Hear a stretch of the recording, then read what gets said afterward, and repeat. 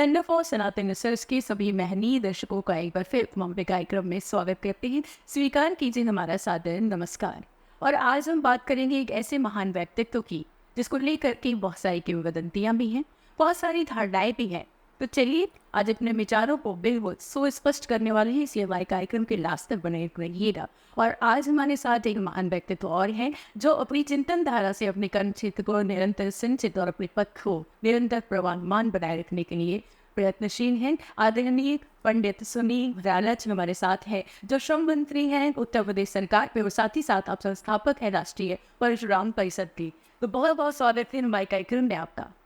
और आज हम एक ऐसे विषय पर बात करने वाले हैं जिस विषय पर वर्षों से चर्चा होती रही है, परशुराम जी की। एक महान व्यक्तित्व, एक आदर्श हमारे समाज में, लेकिन कुछ लोगों के लिए शायद कुछ आरोप भी उनके ऊपर लगाए जाते हैं कुछ लोगों के द्वारा। तो आज सब कुछ आपके माध्यम से सुस्पष्ट करना चाहते हैं। तो सबसे पहले आपसे ये जानना चाहेंगे कि क्या है राष्ट्रीय परशुराम परिषद और इसका उद्देश्य क्या है? आपको बहुत बहुत धन्यवाद। और बाबूसी शोक संस्कार में मुझे आने का अवसर मिला और आपने मुझे ये सवाल मेरे से किया है। राष्ट्रीय परशुराम परिषद एक वैज्ञानिक संगठन है। राष्ट्रीय परशुराम परिषद एक भगवान श्री परशुराम जी को लेकर के और सनातन को लेकर के कार्य, और कार्य भी इस प्रकार से कि जब भगवान श्री परशुराम जी के बारे में अगर आप 100 लोगों से बात करेंगे तो उसमें 2 या 3 लोग भी ये नहीं बता पाएंगे कि भगवान परशुराम जी का जन्म स्थान कहाँ है। इसको लेकर के राष्ट्रीय परशुराम परिषद ने कार्य किया। इसका 2 विंग है। इसके एक युवाओं के बीच में है, वो परशुराम स्वाभिमान सेना जो युवाओं के बीच में काम करता है, और एक नारी शक्ति बल जो परशुराम शक्ति वाहिनी के रूप में का, और एक उसका शोध पीठ के रूप में जो श्री परशुराम राष्ट्रीय शोध पीठ के नाम से एक संगठन है। उसके लिए राष्ट्रीय अध्यक्ष के कृष्णन जी जर्मनी से आते हैं, और दिल्ली से, दिल्ली बीयू से अपने हमारे आपके प्रोफेसर है दिल्ली विश्वविद्यालय के दीवान जी और डॉक्टर राजाराम जी, ये राष्ट्रीय ऐसे ये संगठन के रूप में, और पूरे भारत के राष्ट्रीय परशुराम परिषद अभी 14 राज्य में फैला हुआ है, और उसका पूरी तरीके से वैचारिक चिंतक को लेकर के, सनातन को लेकर के, भगवान श्री परशुराम जी को लेकर के उस पर वो कार्य कर जी। तो राष्ट्रीय परशुराम की स्थापना लगभग 10 वर्ष में हुई थी, और बहुत ही वैचारिक और कॉन्क्रीट विषय को लेकर की गई, जिसमें राष्ट्रीय परशुराम परिषद ने अपना कार्य प्रारंभ किया, और उसके करीबन देश भर के 1 दर्जन राज्यों में भगवान श्री परशुराम जी को लेकर के, सनातन को लेकर सब गोष्ठियां सम्मेलन हुए, और राष्ट्रीय परशुराम परिषद के माध्यम से हरिद्वार में जब पूरा शोध करता होने पर 3 दिन का एक अद्भुत महासम्मेलन हुआ, जिसमें लगभग 1008 देश के विद्वान, देश के संत, देश के वैज्ञानिक, देश के जज, देश के IAS और राजनीतिक नेतृत्व करने वाले लोग सभी जी बिल्कुल। और राष्ट्रीय परशुराम परिषद को लेकर के एक जानकारी ये भी साझा करना चाहेंगे अपने दर्शकों के साथ आपके माध्यम से कि श्री राम जन्मभूमि जिसकी चर्चा इस समय पूरे विश्व में हो रही है, उस सत्प्रयास में राष्ट्रीय परशुराम परिषद का भी एक महान योगदान रहा है। उस वजह से आज आपके माध्यम से करना चाहें। भगवान श्री राम जन्मभूमि को लेकर के राष्ट्रीय परशुराम परिषद के द्वारा जो राष्ट्रीय परशुराम परिषद का धर्म प्रकोष्ठ है, उसके माध्यम से भगवान श्री राम जन्मभूमि अयोध्या में का सम्मेलन 21 हुआ 2019 में, और भगवान श्री राम के वंदे मातरम को लेकर अपनी भूमिका और अपना योगदान राष्ट्रीय स्वराज अपने जो राष्ट्रीय संगठन मंत्री सिंधु परिषद के जी माननीय बड़े दिनेश जी और माननीय चंपत राय जी और केंद्रीय मंत्री माननीय राधा कृष्ण मनोहरी जी सिंधु परिषद और अन्य क्षेत्र में भी काम करते हैं, उनको योगदान भी दिया और चेक के माध्यम से एक राशि और उसको भी भगवान श्री राम के मंदिर निर्माण किया राष्ट्रीय परशुराम परिषद का योग जी और पूरे भारत से ऑर्गेनाइजेशन के वाकियों से भी अपने अपने राज्यों से पदाधिकारियों से कार्यकर्ताओं से भी सदस्यों से भी भगवान श्री परशुराम जी और राष्ट्रीय परशुराम परिषद दोनों से वो राशि भगवान श्री राम के मंदिर के निर्माण के लिए, तो एक वो भी बड़ा और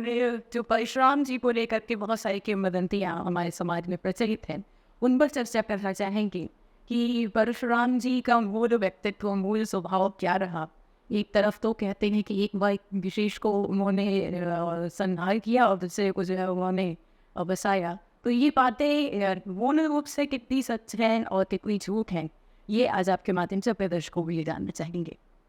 मीनाक्षी जी, ये सवाल आपने बहुत अच्छा किया जी और ये मूल सवाल है इस सनातन जी भगवान श्री परशुराम जी पर पृथ्वी पर आए और भगवान विष्णु जी ने 6वें अवतार के रूप में भगवान श्री परशुराम जी को पृथ्वी पर खींचा। जी तो वास्तव में सनातन हिंदुओं को ये भी जानकारी नहीं है कि भगवान श्री परशुराम जी पृथ्वी पर क्यों आए। जी मैं उदाहरण के तौर पर कहना चाहूंगा इस बात को रोक कर कि भगवान श्री राम आए तो रावण का वध किया। जी भगवान श्री कृष्ण आए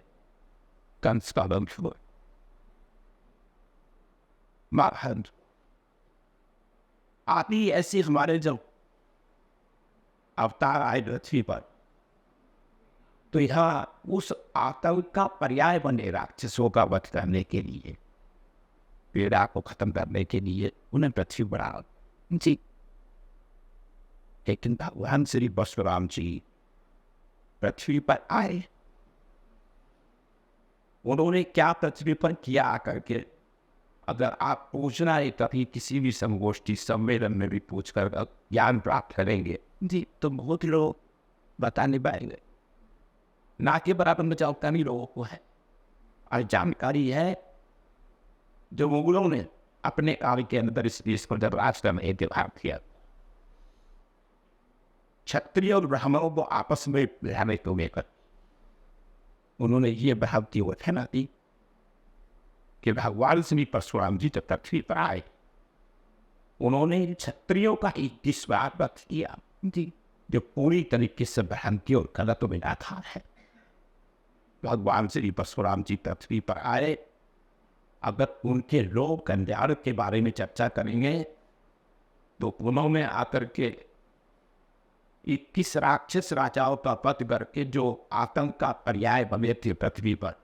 उनका समूह नाश किया जी। माता रेणुका के द्वारा जब वो आतंक का पर्याय बने थी, तो माँ रेणुका ने संकल्प लिया और अपने देश को करके कहा था, हे परशुराम, जब तक आप इस पृथ्वी पर इन राक्षसों का बंध नहीं करेंगे, मैं केस नहीं बांधूंगा जी। तो भगवान श्री परशुराम जी के आस पर भगवान शंकर जी के वास्ते उन्होंने ही वो हर्षो दिया और शक्ति सिंह समूह राक्षसों का वध करके मारे लोगों की आ गया। तो उन्होंने वो किया, लेकिन कितने लोगों को जानकारी हो गई कौन कौन वे राक्षस राजा थे, कहाँ कहाँ युद्ध हुआ इस पृथ्वी पर जी, तो कितने लोगों को जानकारी है मीनाक्षी जी? इसके अगर सवाल आप कहीं करेंगे तो सब अनिश्चितता बताए जानकारी का, और बताएंगे तो भ्रांति के बारे में चर्चा करेंगे। जो आगे बातें हैं, राष्ट्रीय परशुराम परिषद ने संकल्प लिया कि भगवान श्री परशुराम जी के पर जितनी भी ये भ्रांतियां हैं, पहले उन्हें सबको समाप्त करना है। और जो उनके द्वारा भगवान विष्णु ने जितने भगवान श्री परशुराम जी लोक कल्याण के लिए जैसे उनका ये जानकारी मिसदों में जानकारी प्राप्त हुई कि जो केरल पोखरण में समुद्र की तबाही जैसे, उसको भी भगवान श्री परशुराम जी ने फलसे से रोक करके लोगों की जान बचाई और 21 राक्षस राजाओं का वध किया। अन्य ऐसे कार्य किए कि जो उनके उस राकेश उसको बताया, उनको ग्रंथों में लाया जाए जी, उनको पटरी पर लाया जाएगा जो वर्तमान का युवा, और हम सब उसको जानने ठीक से कि हमारे सनातन में भगवान परशुराम जी का क्या योगदान रहा जी। इस पर राष्ट्रीय परशुराम पर इस सोच पीठ में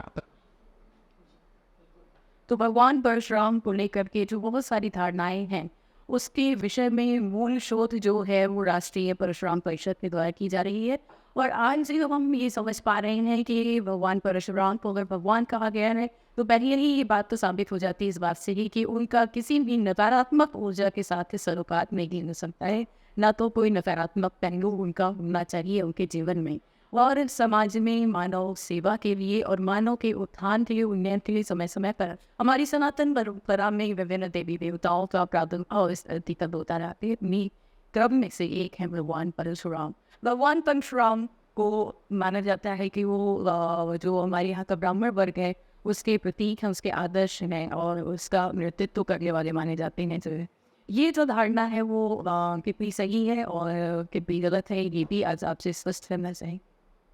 ये भी सवाल मीनाक्षी जी आपका बहुत ही हृदय में छू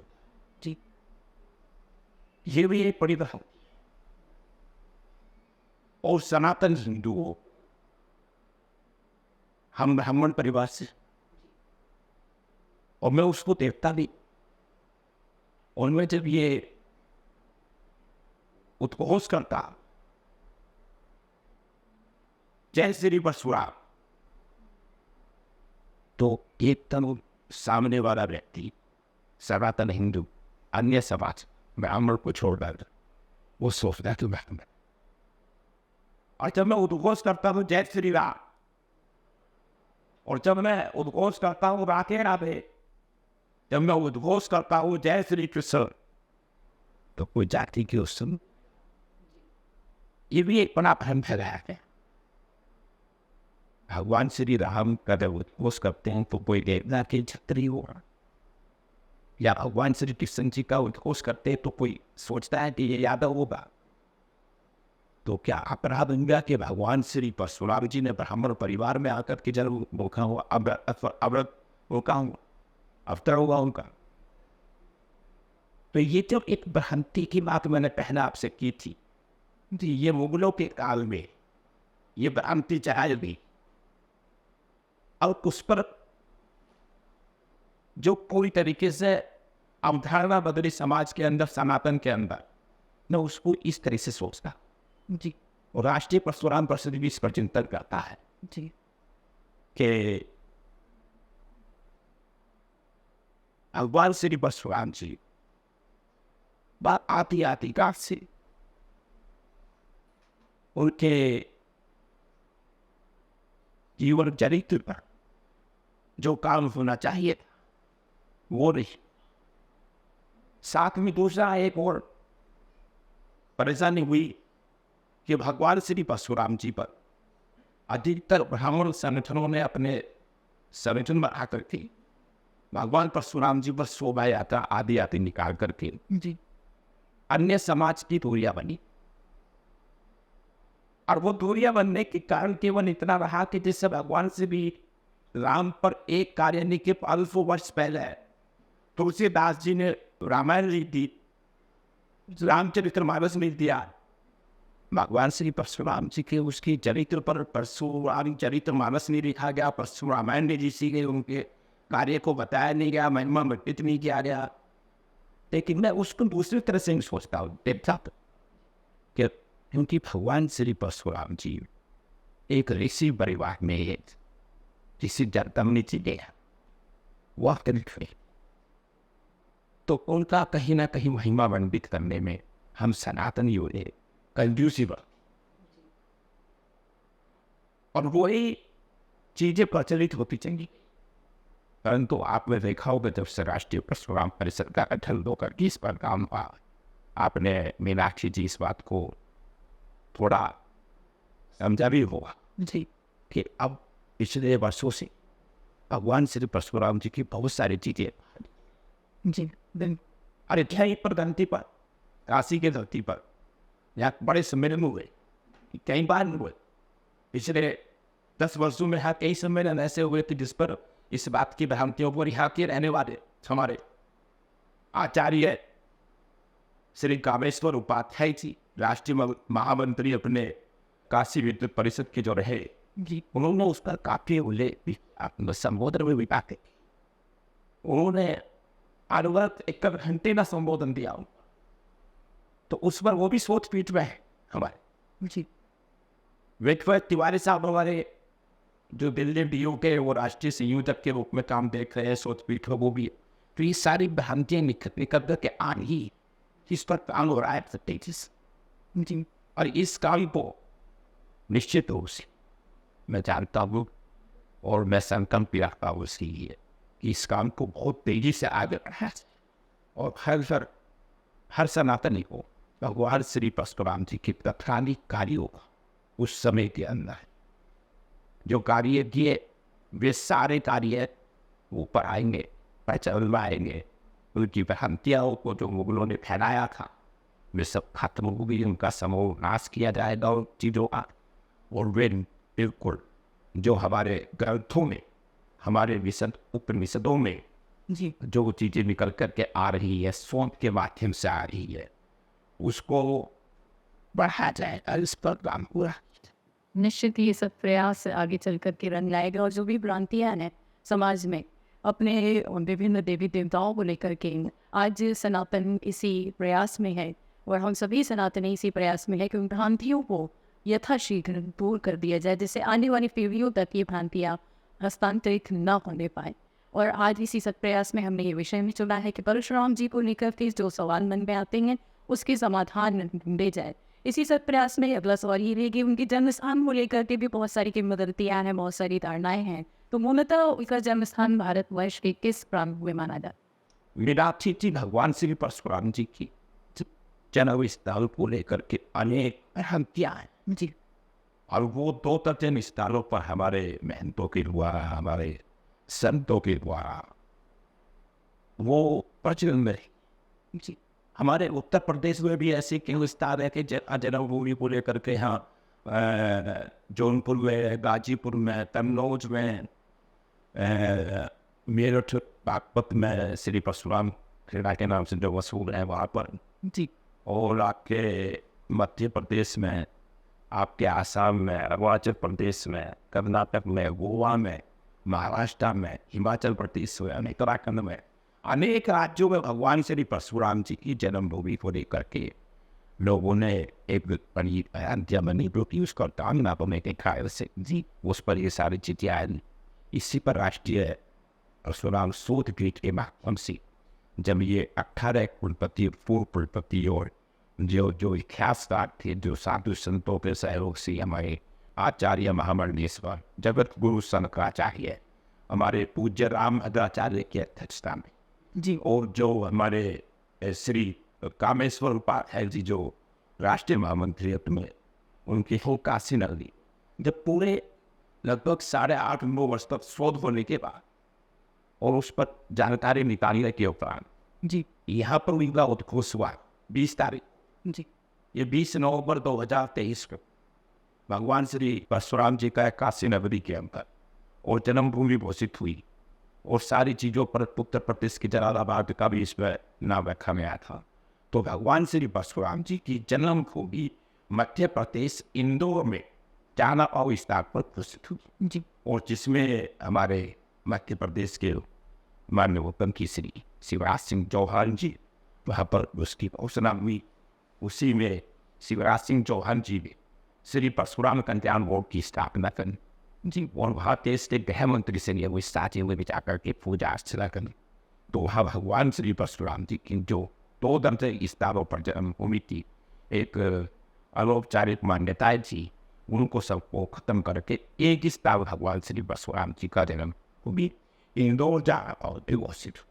आज पूरा देश उस जन्मभूमि को स्वीकार कर रहा है क्योंकि एक राज्य के सूबे के मुख्यमंत्री श्री शिवराज सिंह चौहान जी ने उस काम को आगे बढ़ाया और उसके साथ उसे देश के गृह मंत्री ने हमारे श्री अमित शाह जी ने जाकर के उस पर मोहर लगाई कि भगवान श्री परशुराम जी की जन्म याद है जी। भगवान परशुराम को लेकर के उनकी चिंतन धारा पूजन करके तमाम विश्वविद्यालयों में कुछ प्रस्तावनाएं हैं, कुछ योजनाएं हैं, उनके बारे में भी आज आपके माध्यम से जानना चाहेंगे। एक प्रयास राष्ट्रीय परशुराम परिषद ने ये भी किया है कि भगवान श्री परशुराम जी पर चेयर स्थापित हो विश्वविद्यालय में जी जिसका हमारा वर्तमान का विद्यार्थी उस पर अध्ययन करे, उस पर शोध करे, उनकी चीजों को निकाल। तो मैं बधाई दूंगा पंजाब प्रदेश को कि जहाँ 2 चेयर स्थापित हुई है वर्तमान में वो प्रचलित। 2 हमारी जो चेयर है भगवान श्री परशुराम जी पर मेरठ वाली हमारी अभी वो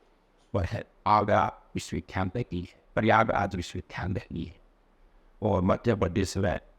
2-3 विश्वविद्यालयों में चीजें आगे बढ़ रही है।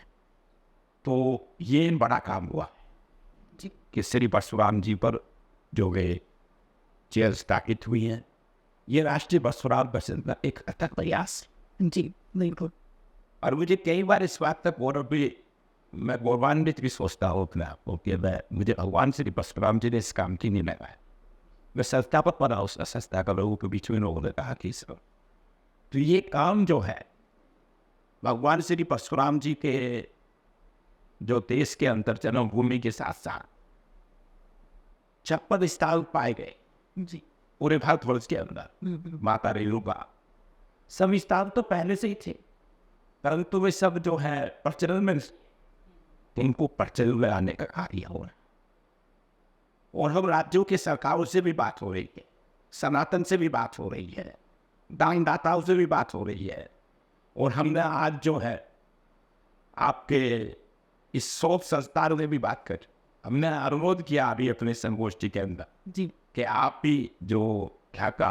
रिसर्च फॉर सनातन हमारा ये सेंटर है, ये भी एक कोई स्थान बदले जी और उन 56 स्थान जो पृथ्वी पर है, चाइना बॉर्डर है, भारत है, नेपाल है जी बांग्लादेश है, भगवान श्री परशुराम जी के 56 स्थान ऐसे। माता रेणुका का धाम अरुणाचल प्रदेश में है, हिमाचल प्रदेश में है, अरुणाचल में श्री परशुराम कुंड है, मेरे बागपत में श्री परशुराम खेड़ा और श्री परशुराम धाम स्थापित हुआ है जी। आपका एक बड़ा श्री परशुराम की जो तपोभूमि है शाहजहानपुर में जी जलालाबाद में वो है। तो जो ऐसी चीज़ है कि जहाँ आवश्यकता है, जैसे आपके बराबर में ही जमनिया है तो वो देना चाहिए और उस पर मैं सनातन से भी होगा। और जो ऐसे है जो सनातन को मानने वाले लोग हैं तो इतना एक कोई ना कोई एक स्थान देकर के उस पर राष्ट्रीय परशुराम परिषद के साथ खड़े होकर के उसको आगे बढ़वाने की बात है।